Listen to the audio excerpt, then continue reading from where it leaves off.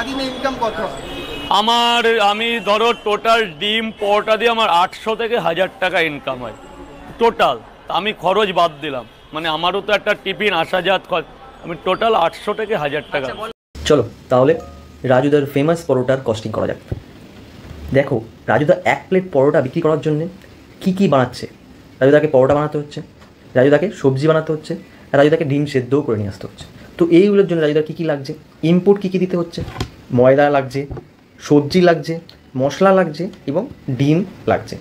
তো এই সমস্ত কিন্তু এই পুরো যা কিছু লাগছে এই পুরোটাই রাজুদার জন্য কি ভেরিয়েবল এক্সপেন্সেস, পুরোটাই রাজুদার বিজনেসের ভেরিয়েবল এক্সপেন্সেস। এখানে রাজুদাকে দেখো কোনো রেন্ট নিতে হচ্ছে না, রুম রেন্ট নিতে হচ্ছে না বা শপ রেন্ট নিতে হচ্ছে না, তাহলে নো রেন্ট নো লেবার। রাজুদার ম্যানেজার কাজুদাও চলে গেছে, রাজুদা একাই সামলাচ্ছে, তাহলে কোনো লেবারও লাগছে না, কোনো রেন্টও লাগছে না, তাহলে নো ফিক্সড কস্ট। রাজুদার যা লাগছে পুরোটাই ভেরিয়েবল এক্সপেন্সেস বা ভেরিয়েবল কস্ট। তাহলে এখানে আমরা জানি দেখো রাজুদা 30 টাকা করে যদি প্লেট নেয় তাহলে রাজুদার ভেরিয়েবল কস্ট আমরা ধরে নিলাম 22 টাকা, মানে রাজুদার সবজি পরোটা যা সমস্ত খরচা আর ধরে নিলাম আমরা 22 টাকা পার প্লেট। তাহলে 22 টাকা পার প্লেট যদি খরচা হয়, ভেরিয়েবল খরচা বাদ দিয়ে যেটা পড়ে থাকে সেটা কি রাজুদার জন্য কন্ট্রিবিউশন 8 টাকা।